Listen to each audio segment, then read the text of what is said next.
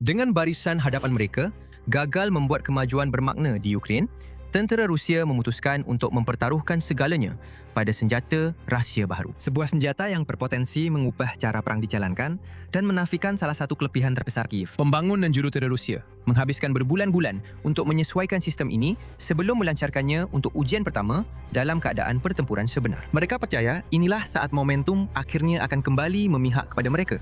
Mereka silap.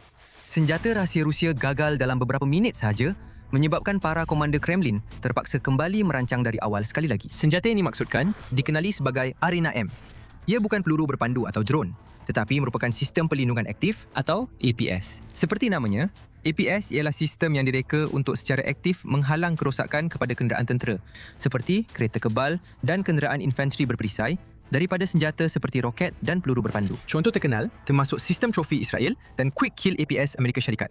Rusia telah membangunkan dan menggunakan beberapa sistem pelindungan aktif ini sendiri selama bertahun-tahun, termasuk Arena yang pada asalnya direka pada awal 1990-an untuk menangkis ancaman seperti grenade, berkuasa roket dan peluru berpandu anti kereta kebal. Namun, pada tahun 2026, ancaman terbesar kepada aset berperisai Rusia bukanlah roket tetapi drone. Ukraine telah membangunkan salah satu armada kenderaan udara tanpa pemandu, UAV, terbesar dan terkuat di dunia dengan pelbagai jenis drone yang menakjubkan untuk melancarkan serangan tepat terhadap musuhnya. Dan Ukraine telah menggunakan drone-drone itu dengan sangat berkesan, memusnahkan beribu-ribu aset Rusia yang bernilai tinggi. Daripada kereta kebal dan kenderaan tempur berperisai kepada pengangkut anggota berperisai, kenderaan kejuruteraan, pos pemerintahan, artileri, radar, pelancar roket dan banyak lagi. Apabila perang berlanjutan, UAV Ukraine menjadi begitu berkesan di barisan hadapan sehingga komander Rusia terpaksa mengubah sepenuhnya taktik mereka. Pada mulanya, mereka sangat bergantung kepada kelebihan perisai mereka, menghantar kolom besar kenderaan berperisai dan kumpulan serangan bermekanikal ke bandar, kota dan penempatan, bergantung kepada kekuatan logam dan kuasa tembakan semata-mata untuk menembusi garisan pertahanan Ukraine. Tetapi apabila pengendali drone Ukraine mula memusnahkan kereta kebal demi kereta kebal dan kenderaan demi kenderaan, Kremlin sedar mereka tidak boleh terus mensia-siakan kenderaan berperisai mereka semurah itu. Jadi, Rusia mula menggunakan kereta kebal dan kenderaan berperisai dengan lebih jarang. Sebaliknya, bergantung kepada kumpulan serangan kecil askar yang terpaksa mara ke wilayah musuh dengan berjalan kaki atau menaiki kenderaan awam ringkas seperti motosikal lasak dan SUV. Ini banyak memudahkan Ukraine dengan pelbagai unit dan batalion dapat bertahan dan mempertahankan lokasi mereka dengan lebih cekap tanpa perlu risau tentang berpuluh-puluh kereta kebal dihantar ke arah mereka. Sementara itu, jurutera tentera Kremlin mula mencari cara untuk menjadikan kenderaan berperisai mereka lebih tahan terhadap serangan UAV Ukraine. Di sinilah Arena M memainkan peranan. Versi baharu dan dipertingkatkan bagi Arena APS, pegawai Rusia mendakwa bahawa Arena M boleh memintas peluru dari sebarang sudut dengan berkesan. Ia melakukan ini dengan bergantung kepada radar Doppler pelbagai fungsi yang mengimbas kawasan sekeliling untuk mengesan sebarang objek bergerak pantas seperti peluru berpandu anti kereta kebal atau RPG. Jika dan apabila ancaman dikesan, komputer terbina dalam Arena M secara automatik mengukur kelajuan, arah dan laluan penerbangan yang dijangkakan. Kemudian, sebelum peluru itu mengenai sasaran, Arena M melepaskan bahan letupan pelindungnya sendiri ke arah peluru tersebut, menghantar semburan serpihan logam ke laluan penerbangan peluru itu untuk sama ada meletupkannya di udara atau memecahkannya sebelum ia sampai ke kenderaan. Pada asalnya, kerana sistem ini direka untuk mengenal pasti dan bertindak balas terhadap sasaran yang bergerak pantas, ia tidak dianggap berkesan terhadap drone yang bergerak jauh lebih perlahan berbanding peluru berpandu dan roket. Tetapi dengan drone menjadi ancaman yang begitu besar, Rusia memutuskan untuk menambah baik Arena M bagi menangani mereka. Dan pada Julai 2026, selepas berbulan-bulan bekerja, sumber Rusia mula berkongsi berita bahawa T-72B, 72B3A, kereta kebal tempur utama dilengkapi dengan versi terkini Arena M APS sedang bersiap sedia untuk menyokong serangan barisan hadapan ke atas kedudukan Ukraine. Laporan itu juga mendakwa bahawa Arena M kini mampu memintas bukan sahaja peluru berpandu anti kereta kebal dan peluru, tetapi juga drone FPV. Ini berpotensi untuk mengubah segalanya. Jika Rusia benar-benar telah menemui cara untuk menjadikan kereta kebal dan kenderaan berperisainya hampir kebal terhadap drone, intensiti serangannya boleh meningkat berkali ganda dalam sekelip mata. Kremlin tidak lagi perlu terlalu berhati-hati dan konservatif dengan aset berperisainya. Tiba-tiba, Ukraine boleh mendapati dirinya berhadapan dengan barisan kereta kebal yang besar bersedia untuk memecahkan garisan pertahanannya dan meranapkan kubu-kubu pertahanannya, dan mereka tidak lagi mempunyai cara yang berkesan atau boleh dipercayai untuk menentangnya. Sementara itu, Rusia boleh menggandakan usahanya, memanfaatkan sepenuhnya bulan-bulan musim panas yang hangat untuk memulakan melancarkan serangan baru yang berani di kawasan-kawasan utama sepanjang barisan hadapan dan berkemungkinan menawan kawasan-kawasan penting yang boleh membolehkannya mara ke hadapan dan meraih lebih banyak kejayaan. Walaupun beribu-ribu kereta kebal dan kenderaan berperisainya telah pun dimusnahkan, Rusia masih mempunyai salah satu tentera kereta kebal terbesar di dunia, hasil daripada simpanan besar sistem era Soviet yang dimilikinya. Dan walaupun banyak daripada sistem tersebut berasal dari beberapa dekad lalu dan mempunyai pelbagai kelemahan berbanding kereta kebal moden, ia masih sangat berguna. Ia masih mempunyai meriam yang sangat berkuasa, mampu memusnahkan kenderaan, struktur dan askar di laluan mereka. Dalam erti kata lain, walaupun drone telah menjadi kuasa dominan dalam peperangan, kereta kebal dan kenderaan berperisai masih mempunyai potensi untuk memberi impak yang besar. Rusia hanya perlu mencari cara untuk meningkatkan daya tahan mereka dan membolehkan mereka kekal di medan perang cukup lama untuk memberi kesan. Sehingga ketika itu, semua usaha mereka telah gagal. Melengkapkan kereta kebal dengan perisai anti-drone buatan sendiri, seperti sangkar cok sebagai contoh, langsung tidak berkesan. Tentera Rusia telah cuba mengimpal pancang, kisi-kisi, jaring dan jaring dawai di atas kereta kebal mereka, menjadikannya lebih sukar untuk drone Ukraine menyerang titik lemah mereka. Tetapi juruterbang Ukraine tidak lama kemudian menemui cara untuk mengatasi pertahanan ini, seperti menggunakan drone pengebom untuk meletupkan lubang pada sangkar coka dari atas sebelum menghantar drone serang melalui celah-celah itu untuk menyelesaikan tugas. Sangkar cok itu juga menyukarkan lagi kehidupan kru kereta kebal Rusia. Berat tambahan menyebabkan kenderaan mereka menjadi lebih perlahan dan sukar untuk dikendalikan. Dan pelbagai pancang serta tambahan lain turut menjadikan ia agak berbahaya untuk masuk dan keluar dari kereta kebal ini. Namun penambahan Arena M nampaknya boleh menjadi langkah yang jauh lebih besar ke arah yang betul untuk Rusia.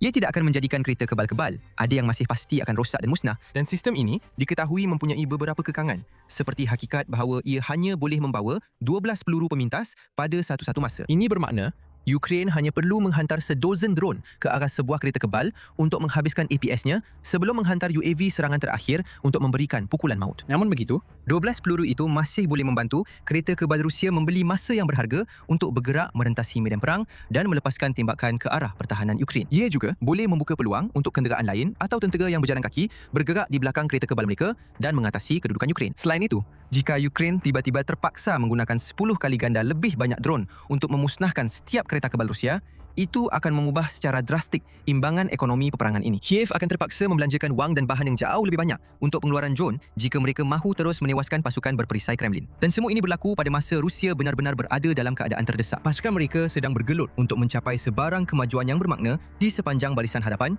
dan malah sedang dipaksa berundur di beberapa kawasan. Kehilangan mereka telah mencapai tahap yang tidak dapat ditanggung, dengan Kremlin tidak lagi mampu merekrut cukup tentera baru untuk menggantikan mereka yang terbunuh dan cedera di Ukraine. Dan bahkan di dalam negara, Rusia secara literal sedang terbakar akibat serangan berulang UAV Ukraine ke atas sasaran seperti kilang penapisan minyak, laluan bekalan, pos perintah dan kemudahan logistik. Dengan ekonominya yang hancur dan peluang untuk menang semakin tipis setiap hari, Rusia memerlukan satu cara untuk mengubah keadaan. Ia perlu mengembalikan pasukan berperisainya ke medan tempur dan Arena M kelihatan sebagai satu-satunya cara untuk merealisasikannya. Apa yang tinggal hanyalah mengujinya. Pada akhir Julai, ujian itu pun tiba. Tetapi sebelum kita melihat apa yang berlaku dan bagaimana hasilnya untuk kedua-dua pihak, anda sedang menonton The Military Show. Dan jika anda belum melanggan lagi, inilah masanya. Pada 22 Julai, pasukan Rusia melancarkan serangan mekanis terbesar mereka dalam beberapa bulan di wilayah Donetsk yang diduduki Ukraine. Butiran mengenai serangan itu telah dikongsi dalam talian oleh Brigade Azov Ukraine pada 22 Julai. Penjajah menggunakan kekuatan tentera dari tentera ke-8 dan ke-41 bersama dengan Division Kereta Kebal ke-90 telah cuba melakukan serangan di sektor tersebut. Kawasan itu dipertahankan oleh Kor Pertama Azov Pengawal Kebangsaan Ukraine melibatkan berpuluh-puluh unit kenderaan berperisai dan ringan. Laporan berita tambahan mendedahkan bahawa kereta kebal, kenderaan tempur berperisai, sistem roket BM-21 Grad, trek komersial dan infanteri sokongan semuanya terlibat dalam serangan ini bersama beberapa pasukan motosikal 2 orang yang beroperasi secara bebas daripada pasukan mekanis utama. Brigade Azov melaporkan bahawa Rusia juga bergantung pada drone serangan Gerbera dan Lancet dalam usaha mengawal ruang udara di atas medan perang bersama sistem pelancar roket berbilang Tornado S MLRS. Ini adalah satu pasukan yang besar yang mana Ukraine tidak pernah hadapi selama lebih setahun. Komander Rusia juga mengarahkan pasukan itu untuk meninggalkan ruang yang besar antara setiap kenderaan, mungkin untuk memberi ruang kepada mereka untuk bermanuver atau mengambil tindakan mengelak jika mereka menghadapi periuk api, roket atau drone. Selain itu, pasukan mekanis besar itu mara dari pelbagai arah menuju ke beberapa penempatan kecil di sekitar kampung Shakov. Sekali lagi, ini kelihatan sebagai keputusan taktikal yang agak bijak. Daripada menyerang dengan satu barisan yang padat, Rusia membahagikan pasukannya dan memberikan lebih banyak masalah kepada Ukraine untuk ditangani. Azov melaporkan bahawa serangan itu berlangsung selama kira-kira 4 jam dan ia langsung tidak berakhir dengan baik untuk pihak Rusia. Mungkin mereka berharap Ukraine tidak menjangka kehadiran pasukan berperisai yang begitu besar di depan pintu mereka. Mungkin mereka percaya bahawa selepas berbulan-bulan berdepan dengan skuad serangan kecil, pasukan pertahanan Ukraine mungkin sudah lupa cara untuk berhadapan dengan kereta kebal dan kenderaan berperisai. Mereka juga mengharapkan Arena M menjadi faktor penentu, senjata rahsia yang Ukraine tidak dapat tangani. Semua harapan itu ternyata tidak berasas dan musnah dalam beberapa minit sahaja. Bahagian tertentu di barisan hadapan ini dikawal rapi dan tentera Ukraine tidak biasa membiarkan sesuatu kepada nasib atau sekadar berharap yang terbaik. Mereka mengambil pelbagai langkah aktif untuk mempertahankan wilayah berharga mereka dan bersedia untuk setiap kemungkinan, dan mereka benar-benar bersedia untuk menangkis serangan Rusia. Sebaik sahaja, drone peninjau Ukraine mengesan pasukan yang sedang mara. Satu pelan tindak balas pantas telah dilaksanakan. Azov melaporkan bahawa tenteranya sendiri bersama unit-unit yang dikerahkan bersama telah meramalkan laluan yang akan diambil oleh tentera Rusia dan menyekatnya. Mereka memasang periuk api dan halangan, juga menggunakan serangan udara taktikal untuk merosakkan jambatan-jambatan berhampiran di atas sungai yang mengelilingi dan melalui kampung Shakov, mengganggu kemarahan musuh. Tanpa laluan yang jelas untuk mara, tentera Rusia cuba membina jambatan ponton untuk mencipta laluan baru merentasi sungai itu. Namun begitu, tindakan ini hanya memberikan lebih banyak sasaran kepada Ukraine untuk diserang. Dalam beberapa minit, ruang udara di medan perang dipenuhi dengan drone FPV dan drone pengebom berat, dengan Ukraine turut bergantung kepada unit artileri berhampiran untuk menghujani tentera Rusia dengan tembakan dari atas. Tornado S-MLRS Rusia telah dimusnahkan, manakala serangan udara taktikal berjaya memusnahkan ponton sebelum ia sempat digunakan. Bagi kereta kebal dan kenderaan berperisai mereka, banyak daripada kenderaan itu turut dimusnahkan, termasuk yang dilengkapi dengan Arena M. Rakaman jelas menunjukkan sebuah kereta kebal T-72B3A terkena serangan drone ketika sedang bergerak sebelum UAV tambahan datang untuk menyelesaikan tugas itu. Tiada gambar atau video yang menunjukkan Arena M benar-benar berfungsi untuk menangkis mana-mana UAV Ukraine. Itu tidak bermakna ia langsung tidak berfungsi, kerana ini dilaporkan sebagai konflik selama 4 jam dan hanya beberapa minit rakaman video yang tersedia daripadanya. Arena M mungkin memang berjaya memusnahkan beberapa drone, tetapi akhirnya ia jelas tidak cukup untuk memastikan kereta kebal Rusia bertahan lama supaya serangan ini berjaya. Angka-angka itu sudah cukup jelas. Azov melaporkan, hasil daripada tindakan profesional semua unit yang terlibat di bawah arahan Kor Pertama Azov Pengawal Kebangsaan Ukraine menggunakan artileri meriam, sistem pelancar roket berganda dan drone serangan berikut telah dimusnahkan. 7 kereta kebal, 6 kenderaan tempur berperisai, 1 BM-21 Grad MLRS, 1 Tornado S MLRS, 3 unit peralatan khas dan 47 unit kenderaan ringan. Seramai 123 penceroboh telah dihapuskan dan 29 telah cedera. Serangan mekanis berjaya dipatahkan. Kementerian Pertahanan Rusia telah berdiam diri mengenai operasi tersebut, kemungkinan besar kerana malu dan aib atas besarnya kegagalan itu. Dan walaupun ada kemungkinan bahawa sebahagian daripada pasukan infanteri atau pasukan motosikal berjaya melepasi kawasan pertempuran utama, serangan ini tetap dianggap sebagai satu bencana bagi pasukan Kremlin. Ramai penulis blog tentera Rusia telah menyatakan perkara yang sama dengan beberapa suara paling berpengaruh mengecam para komander Kremlin kerana memberi lampu hijau kepada serangan yang mereka anggap sangat bodoh dan membazir. Saluran Officer on the Front, sebagai contoh, menulis, pada era penguasaan drone sepenuhnya, menghantar kolom mekanis ke dalam serangan frontal bukanlah satu taktik, tetapi satu tindakan bunuh diri. Ini bukan peperangan. Ini adalah pembunuhan beramai-ramai yang dilakukan oleh orang-orang tidak cekap dari daerah ketenteraan pusat. Sistem pelindungan aktif baharu, T-72, tidak berguna. Ia tidak menyelamatkan sesiapa pun. Ia tidak berfungsi. Sekarang, Julai 2026. Dan jeneral-jeneral bodoh kita masih menyerang dalam kolom. Ini memalukan. Ini adalah kemuncak ketidakcekapan. Dan keputusan seperti ini mesti dipertanggungjawabkan sepenuhnya. Penulis dan aktivis politik Rusia, Vladimir Kucherenko, yang lebih dikenali dengan nama penanya, Maxim Kalashnikov, turut bersetuju.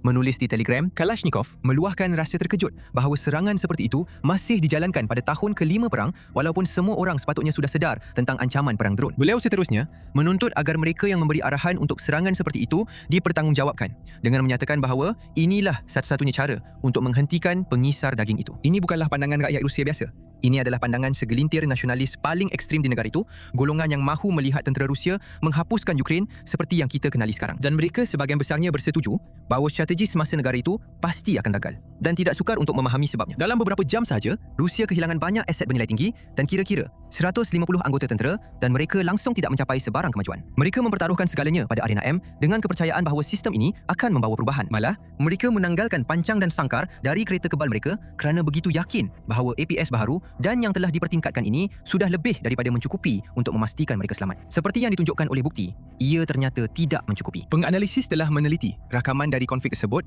dengan sesetengahnya membuat kesimpulan bahawa Arina M langsung tidak melepaskan tembakan, manakala yang lain percaya ia sempat memusnahkan beberapa drone sebelum kehabisan peluru.